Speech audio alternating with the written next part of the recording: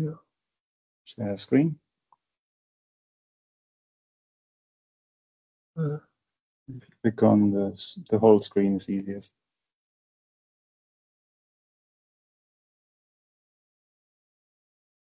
I'll click on entire screen. Okay. Share. And the system audio, you don't need. Yeah, so click on share.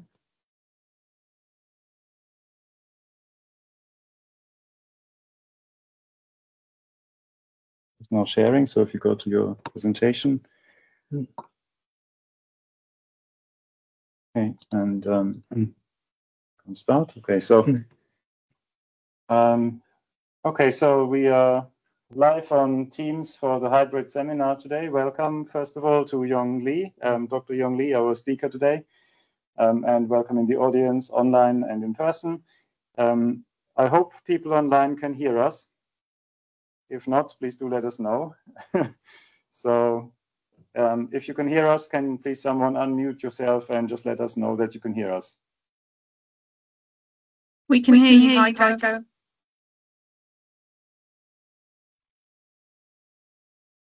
Silence.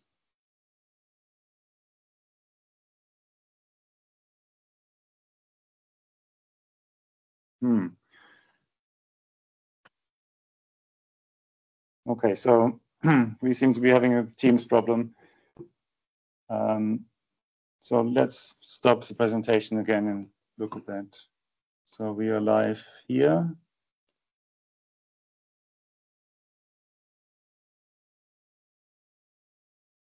Okay, people can hear us. Okay, great.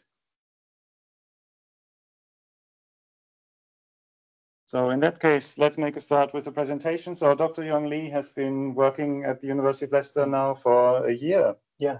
So a long time, time flies. And we've been working together on remote sensing of surface water. He's been based in the Space Park, Leicester, but also worked with us here on the main campus. And I'm very pleased you're giving the seminar today to report on your final results before you have to return to Huai University to take up your normal day job as an academic there. So over to you for your presentation. Okay, thank you.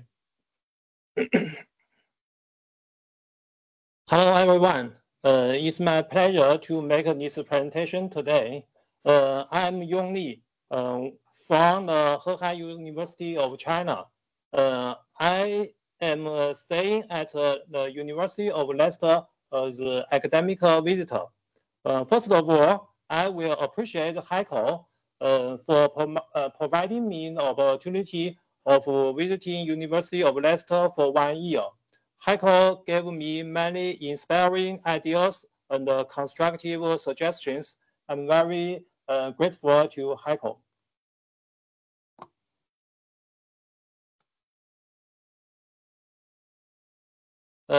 Next, I will introduce the researches when staying at Leicester.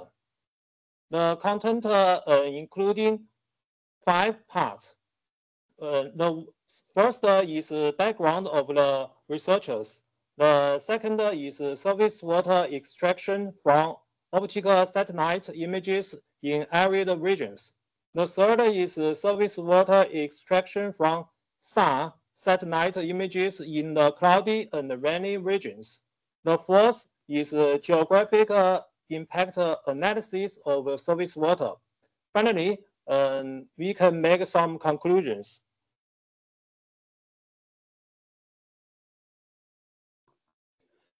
Surface water is critical importance to the ecosystem, agricultural production, and the livelihood of people in Africa.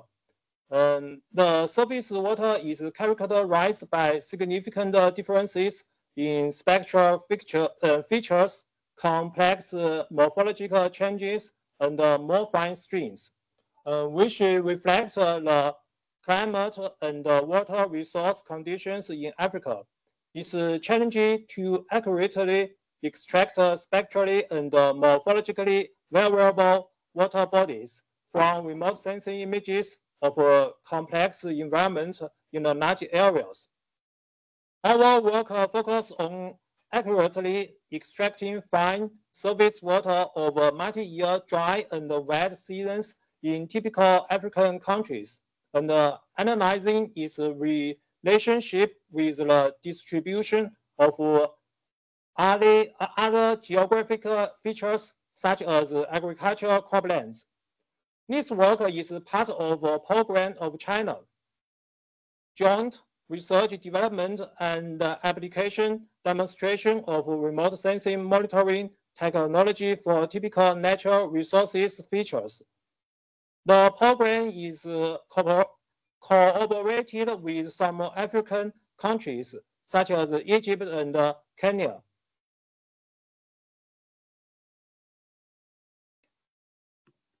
For the arid regions, we carried out surface water extraction in Egypt in July 2023, which is the dry season. A total of 159 Sentinel-2 optical images with a spatial resolution of 10 meters were downloaded from the website. Over 10,000 sub-images with the size of 256 multiply 256 are clipped from 19 Sentinel-2 images, which covers the representative land surface types. Since the water-sensitive bands are commonly the red, near-infrared, and mid-infrared bands, the bands 4, 8, and 11 were chosen and resampled to 10-meter resolution for the model input. To address the spectral and spatial variability of surface water of large areas, we proposed a novel GLI FUNet model for surface water extraction. This model is based on a dual encoder and UNet++ decoder architecture, as shown in the figure. For the encoder 1, the convolution layers are used for extracting local information of the image. For encoder 2, the Manhattan Vision Transformer modules combine the Manhattan self-attention and the Vision Transformer, which are used for extracting global contextual information. Through the above encoders, we can extract local and global information respectively. Then, the spatial prior convolutional attention integration modules employ spatial attention and channel attention operations on both global and local information, which are used for fusion the features. For the decoder, the information of images is recovered by transpose convolution and skip connections to generate the final water extraction result. The paper about this new method has been accepted for publication by International Journal of Applied Earth Observation and Geoinformation. The main challenges are surface water bodies are finely fragmented, spectral and morphologically varied, complex backgrounds, and many narrow and small water bodies. The figure shows the surface water extraction result of Egypt in July 2023. We use some evaluation metrics to assess the effectiveness and accuracy of the models. The metrics include precision recall, F1 score, IOU, where TP is the number of the pixels correctly classified as water.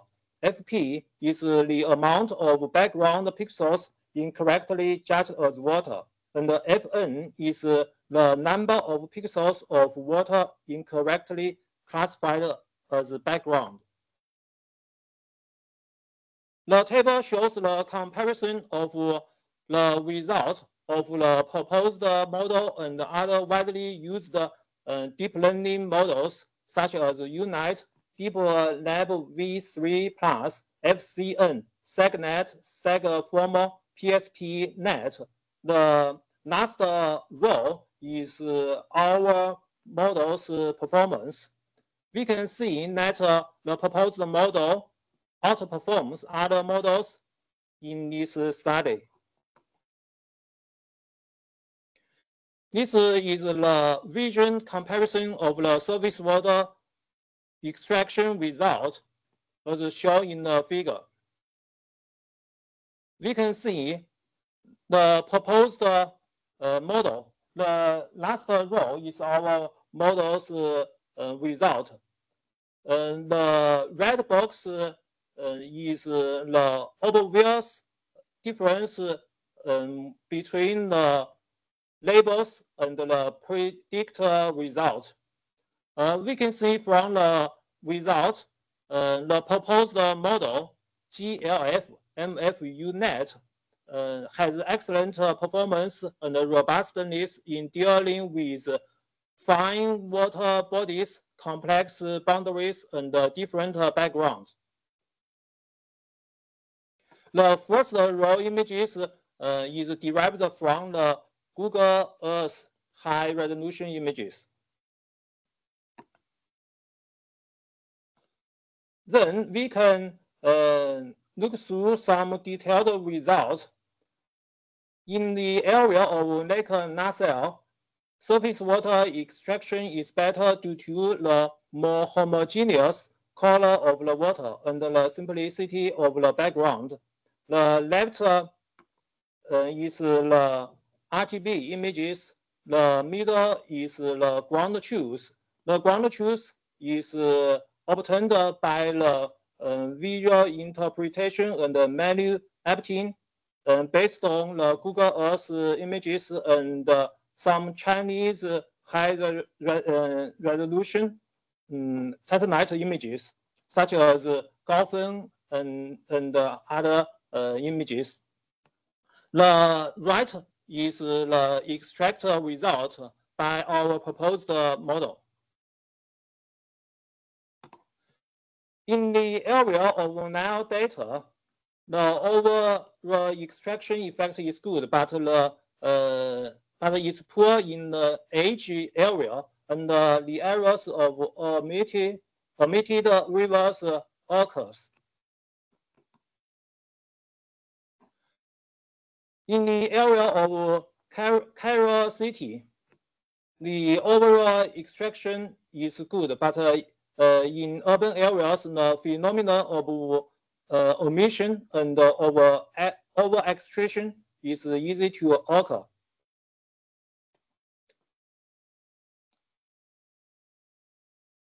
In the area along the Nile River, there are many small canals which are prone to miss, and in the desert area, there are some areas of classified desert as water. As described above, we can see there are some further improvement that can be made to improve the model. In the cloudy and raining regions, the optical images are commonly hard to obtain. So we use the SAR satellite images to extract surface water. The study area is the Nyanza province, which is located in the Lake Victoria Basin of Kenya.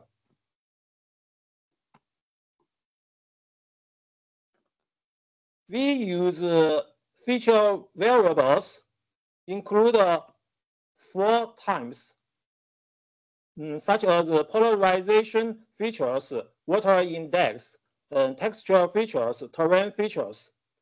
The grain level occurrence matrix is employed to extract the textual features of psi images.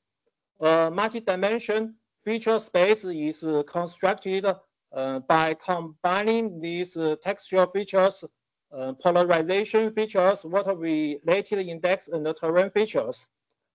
We can see there are so many features to consider, but there are some features have high correlation with the surface water, but there are others have no correlation with the surface water. So we use the Boruta algorithm to conduct an efficient feature selection and optimize.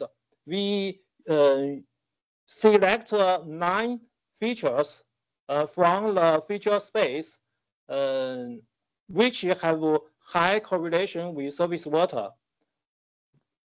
Commonly, we use 3 channels for the input of depending deep learning models. So we need a dimensionality reduction.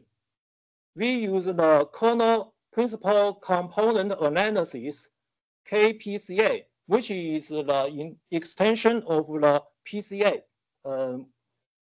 which is designed for the dimension reduction. We open the first principal component named as PC1, whose contribution rate reaches over 19%. The figures ABC is the VH polarization, VV polarization, and the PC1 obtained from the KPCA are shown respectively. The features of VH, VV, PC1 are then used as the input 3 channels of models. Images are cropped into blocks with the size of 412 multiply 412 pixels. Over 5,000 samples were randomly divided into training and test size with a ratio of 8:2, of which over 4,000 water samples were used as the training set and over 1,000 water samples were used as the test site. For the SAR satellite images in climate and complex regions, we proposed a novel water extraction model named CAHDC ASPP HRNet. This model, based on the high-resolution networks, incorporate coordinate attention to enhance local feature representation and hybrid dilated convolution and ultra-spatial pyramid pooling modules to expand the receptive field for capturing richer contextual information. The architecture of the model is shown as the figure. This is the comparisons with some widely used deep learning models. The result shows the proposed model as the last row have the highest classification accuracy. The left figure is the result of surface water extraction by the proposed model. There are some difficult things for vision comparison of different models. The column A is the pseudo color images generated by the VVVH and PC and PC1 3 channels as input of the models. The column B are the labels. Hours are the last column. As the results show, we can see that the proposed model effectively enhances the model ability to extract features of small water bodies and improve the accuracy of water extraction. And it have the green box is the commission error, and the red box is the omission error. We can see our model have higher connectiveness and completeness. This is the result of surface water extracting by our proposed model. The left is the surface water in Kenya during the dry season in 2023. The right is the rainy season in 2023.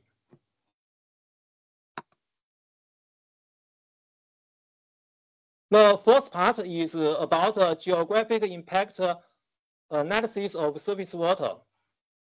Surface water extraction for 2022 was performed by the proposed model, and we carried out a quantitative analysis of the relationships between surface water population density and crop yields via Pearson correlation and spatial overlay analysis.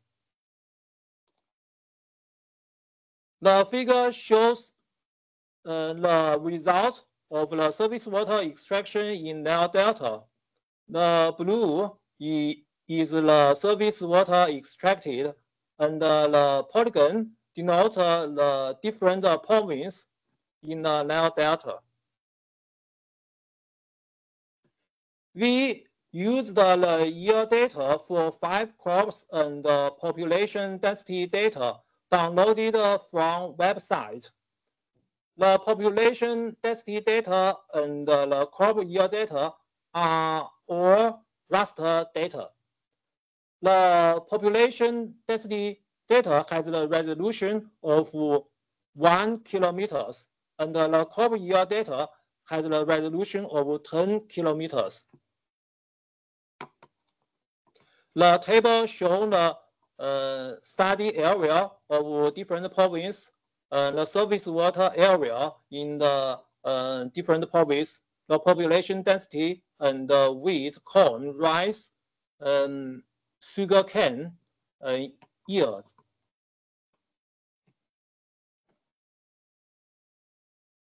Based on the correlation analysis, we can see population density is most correlated with surface water area. They have highest negative correlation.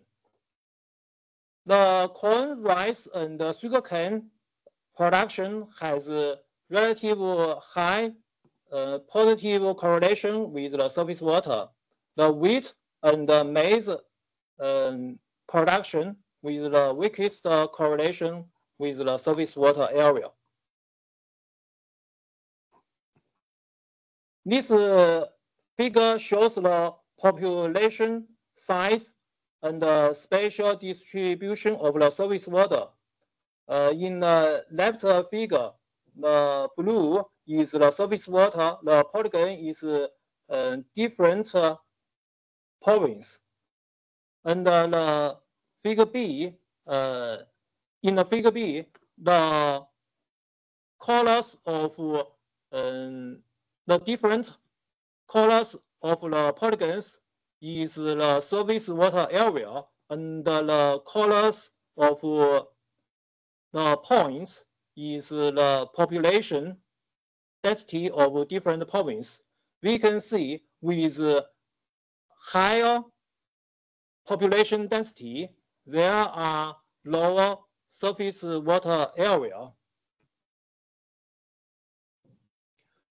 For the corn yield, the left figure, in the left figure, the blue is the surface water, and the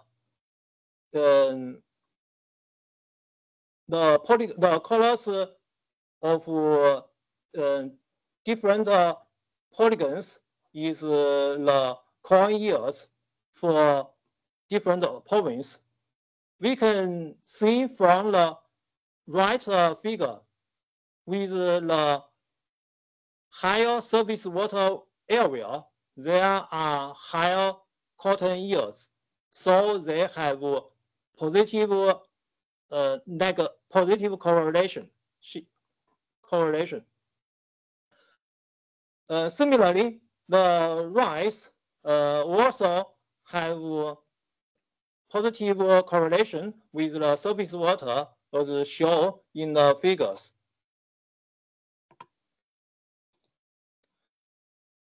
Finally, we can make some conclusions for the arid regions with optical multispectral images such as Sentinel-2 images. The proposed model performs well in extracting surface water bodies, which fully exploit the local and global information images and significantly improves the effectiveness and robustness of the model. For the cloudy and rainy regions with some satellite images such as Sentinel-1A images, the proposed model effectively enhances the model ability to extract features of small water bodies and improves the accuracy of the small water bodies. This advancement in remote sensing-based water extraction could enhance water resource management in Africa, contributing the monitoring and conservation of precious water resource amid increasing environmental variability and population pressure. Future work may be focused on the following aspects. First is to enhance the samples of difficult areas to improve model and design some post-processing methods for addressing incomplete and discontinuous water extractions. The second is to finally extract the croplands in Africa arid regions by satellite images, and then we can analyze crop sensitivity to spatial temporal changes of surface water, providing support for precision water resources management and sustainable agricultural development. That's all. Thank you.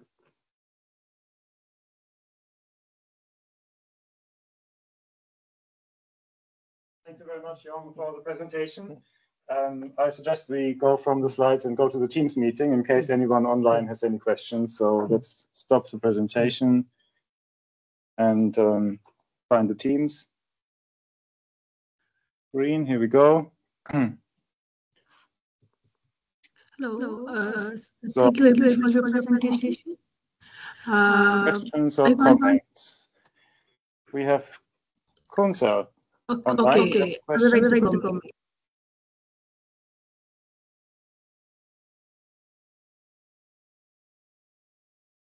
Kunsa, can you hear us? We can't hear you. Can I ask the question or should I write it in the chat?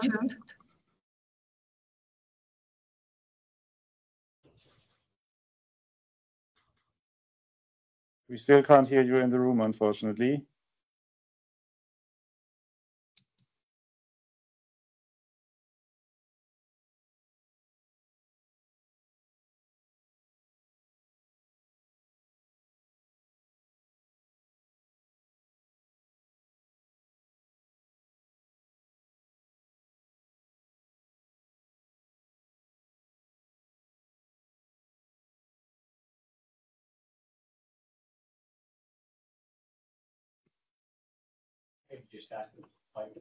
That might be easiest. Yes, I'm sorry, we can't hear you here. If you could type your question in the chat, Kunsa, then we can answer it.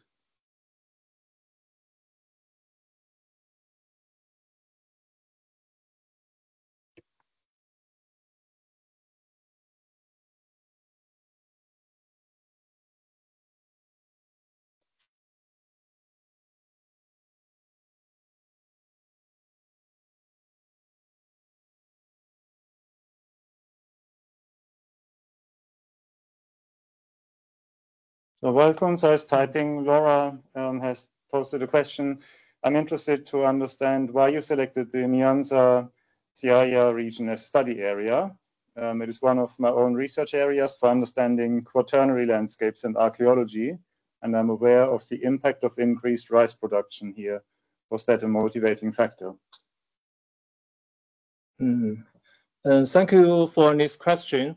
We select the Anza province as the study area because we find there are many fine history and complex background in this area because it is located in the Victoria Lake Basin, have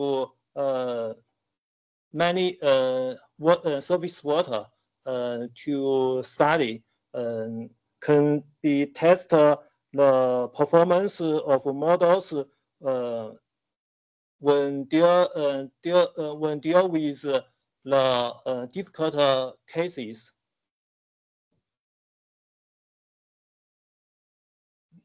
Thank you. And then Kunsa has the next question in the chat. Thank you for your presentation. It is nice to listen about extraction of surface water using SAR and optical data. Can you please explain a bit more about your model, GLF-MFU-NET? What is the architecture for the model part, especially for the GLF-MF part of the model? GLF-MFU-NET model is designed to more effectively fusion the global and local fusions, which is naturally improved UNet, and especially to deal with the small water body and complex boundaries and varied shapes of the different models. The modules in this proposed model is referenced from the computer science, and we exploit the some advanced modules to compose for generate new models, which is more suitable for our tasks in the surface water extraction in Africa. Thank you. Thank you. We have a question in the audience, John, and I'm going to repeat your question if I can. Yeah, absolutely, if you can. Thanks, great presentation. Thank you. So you showed a correlation between surface water area and crop yield. What would happen if you took the ratio or the difference in the wet and dry surface water and then tried that same correlation? Would that get you to a measure of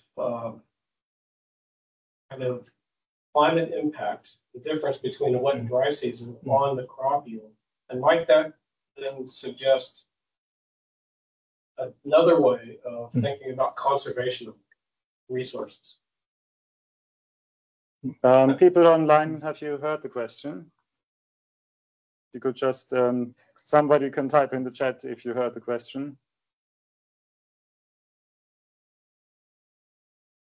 If not, I'm trying to repeat it. So John was asking, oh yes, so online, yes, people online could hear the question. It's about the seasonality, dry season, wet season impacts, and whether you find the same correlations for dry season, wet season between the crop yield and surface water. You mean the water? I have used the cropland data. Should be more detailed. Not so much that. I was just wondering. So you took the area and you correlated that against crop yield. I wondered what would happen if you took the difference between wet and dry, or the ratio between wet and dry, and then correlated that against the crop yields. Yeah, so the background to this is basically that there are temporary seasonal water bodies that you find in the wet season, but not in the dry season. So there may be a slightly different correlation depending on what your image dates were, whether they come from the dry season or wet season. You mean the agriculture structure in the some areas may be changed from some croplands into other croplands due to the surface water change. That's right. Yeah. And some of those regions have a larger change than others. Okay. And therefore, that might govern where you apply surface water conservation most effectively. Okay. Thank you. Thank you for your question. It's an interesting thought. I think there is definitely potential here for some studies into climate impacts on crop yield. Yeah, I guess there could be a challenge around the quality of imagery you get in the wet season. That's the only caveat potentially. And the wet season in Egypt probably is quite short.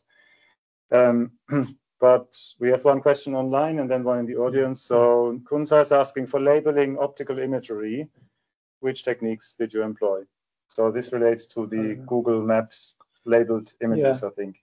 For the labeling, we have used some widely accessed from the Google Earth image and some Chinese high-resolution images and some the products, the classification product based remote sensing, which are also can freely downloaded from website. So we use whatever we can get from different data source, and then we carried out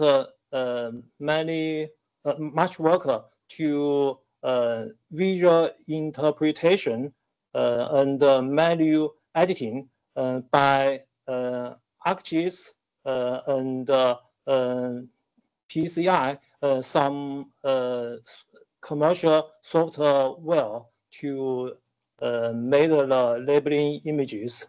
This is a huge amount of task to deal with.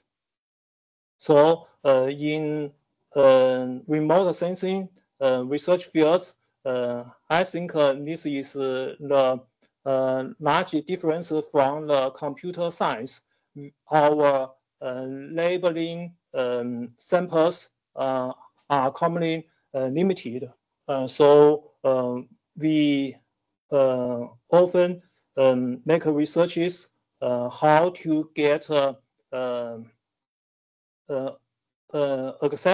acceptable performance under the condition of limited samples. Yeah. Thank you, Jon. Yes, that's one of the biggest challenges in machine learning, to get a big enough training sample to train your UNet on. So, Mick, you had a question. Yeah, you showed two examples of application of this method, one in Egypt and one in Kenya.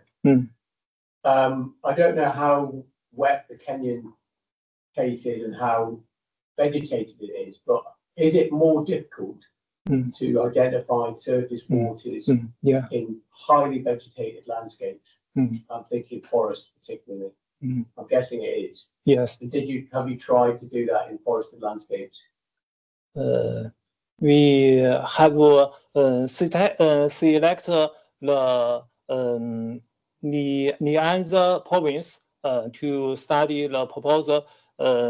Now, we at present we may focus on the small water bodies. I will consider the more complex surroundings, as you mentioned, the vegetated areas.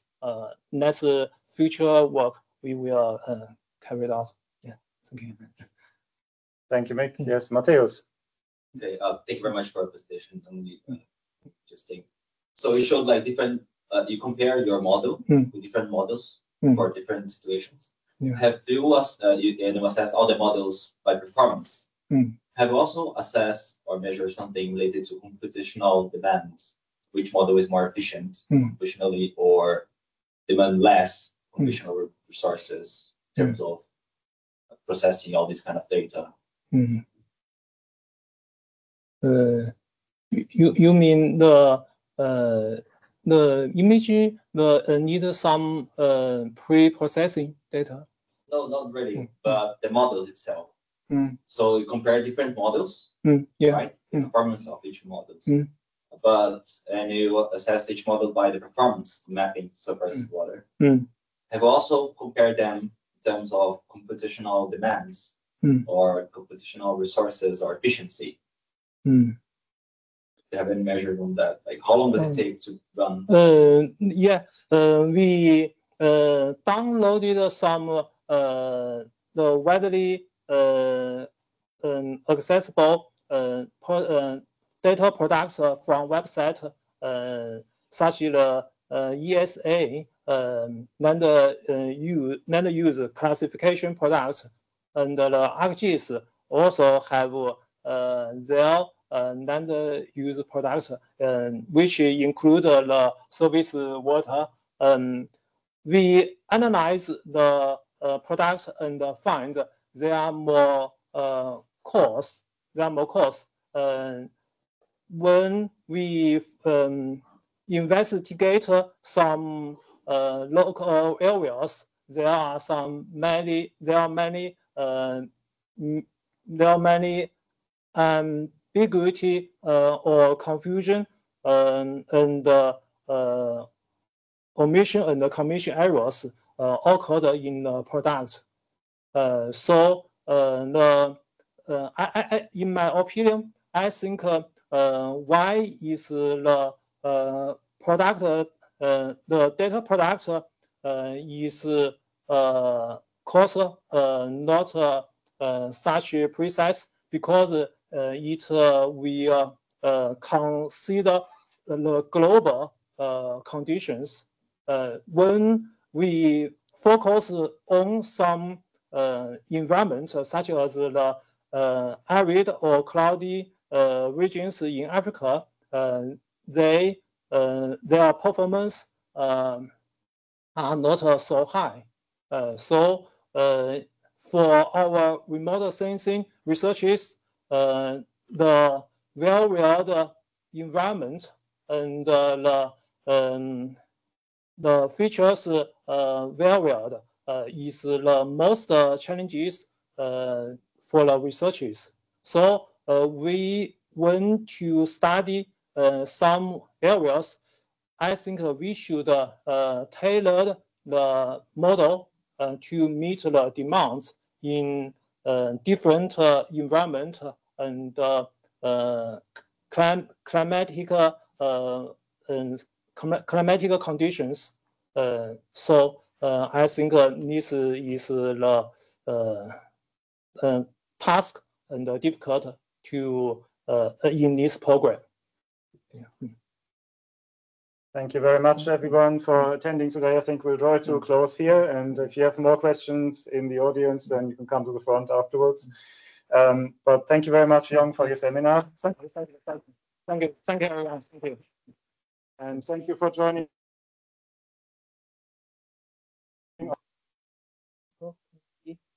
Have a photo card together? We should absolutely have to find out how the mouse is working. It's not reacting. No mouse.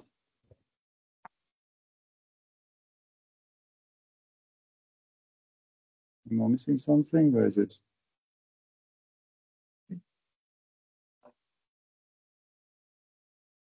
Can't see it. There we go. And